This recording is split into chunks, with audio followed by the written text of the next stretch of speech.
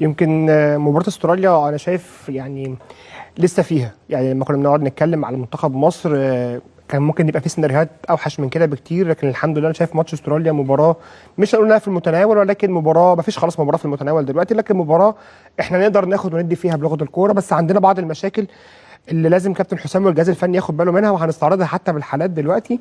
اول حاجه عندنا مشكله الكور الطوليه والعرضيات. يمكن انا عايز اتكلم شويه على يعني على طول عندنا في مشكله الركنيات دي مع مصطفى شوبير.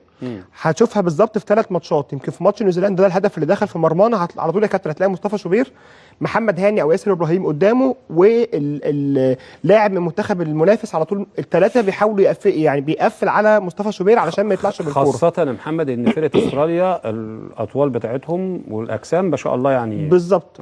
ده الهدف اللي دخل في مرمانا في ماتش نيوزيلندا. هتلاقي مصطفى شوبير اللعيبه على طول في لعيب من منتخب نيوزيلندا بيحاول يعيقه ان هو يطلع ياخد الكوره، فعلى طول عشان كده هنلاقي مصطفى شوبير لو طلع فبيطلع بظروف صعبه قوي، يعني بلغه الكوره كده بيطفش الكوره بشكل مش مناسب، ممكن تكون هجمه خطره علينا.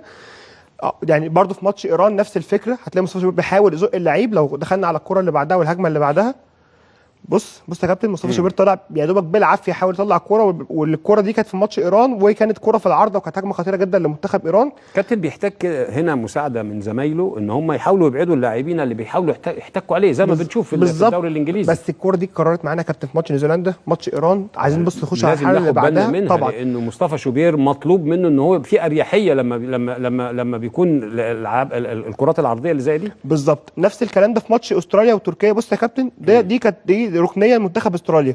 هتلاقي هنا هو المهاجم بتاع استراليا واقف بالظبط قدام حارس تركيا، فبينفذوا نفس القصه بالظبط على حراس المرمى بالظبط. فعايزين نخلي بالنا من القصه دي.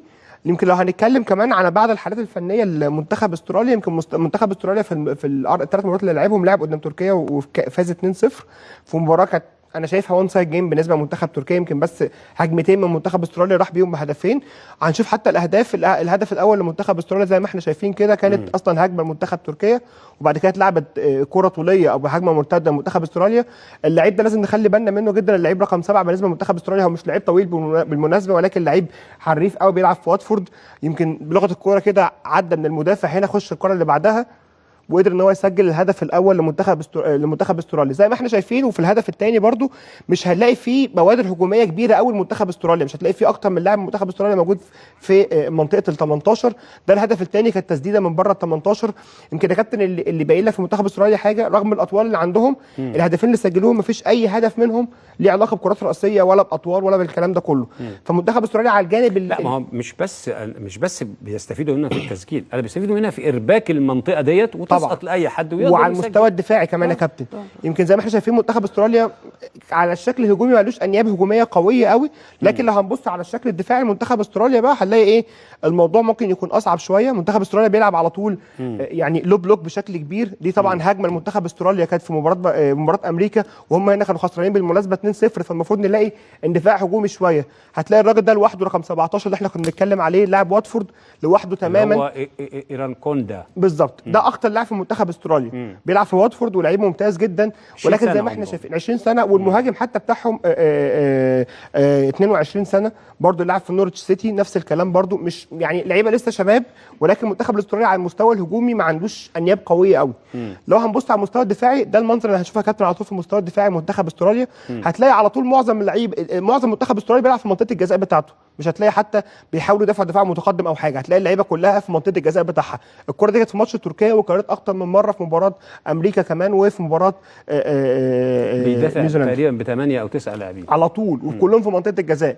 لو هنخش بقى على الاهداف اللي دخلت في ماتش في منتخب استراليا هنشوف زي ما احنا شايفين الكره الاولانيه كده ده هدف لمنتخب استراليا زي ما احنا شايفين. الهدف لمنتخب امريكا بص يا كابتن الهدف منين؟ من الستة ياردة.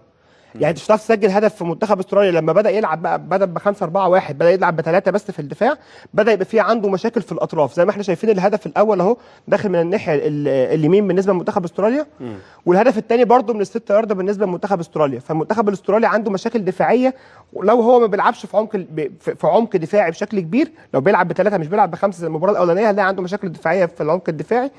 لو برده هنخش على الحاله اللي بعدها زي ما حضرتك كنت بتتكلم يا كابتن، دي اطوال لعيبه منتخب استراليا زي ما احنا شايفين. حارس المرمى 190 سم، الثلاثي الدفاعي بنتكلم اقل واحد فيهم 190 سم برضه، وعندهم اللاعب ارفن ده رقم 22 190 سم، وفي لعيب برضه رقم 20 هنا 187 سم، فلعيب احنا بنتكلم في اقصر واحد فيهم. ده اقصر، لا انا كنت ده اقصر واحد فيهم 175 سم. 175. فالحمد لله يعني منتخب استراليا رغم كل الاطوال دي هو مش مميز في اللعب بالراس على المستوى الهجومي، وان شاء الله ما يبقاش مميز طب فيها. بناء على المعطيات دي تنصح منتخب مصر بكره بايه؟ نطور المباراه على قد ما هم منتخب استراليا هيحاولوا يطوروا المباراه على قد ما يقدروا. منتخب استراليا ما عندوش انياب هجوميه كبيره، بس في نفس الوقت منتخب استراليا على المستوى الدفاعي منتخب صعب جدا. يمكن ما دخلش مرمى غير هدفين بس، يعني بالبلدي بيلعب كره رخمه، بيلعب كره رخمه على طول، متحفظ في مناطق دفاعه، بيحاول يلعب الهجمه المرتده. عندهم قدرات بدنيه كبيره جدا، ما فيش حد عرف يكسرها غير المنتخب الامريكي، بحكم المنتخب الامريكي بدنيا اقوى بكتير من المنتخب الاسترالي. فاحنا عايزين نحاول نخطف جون في المباراه دي، ونحاول ما نروحش للسيناريو بتاع ان الماتش يطول بينا، لان هم عايزين يطوروا الماتش، هو المنتخب الاسترالي هيحاول يطور الماتش على قد ما يقدر. وده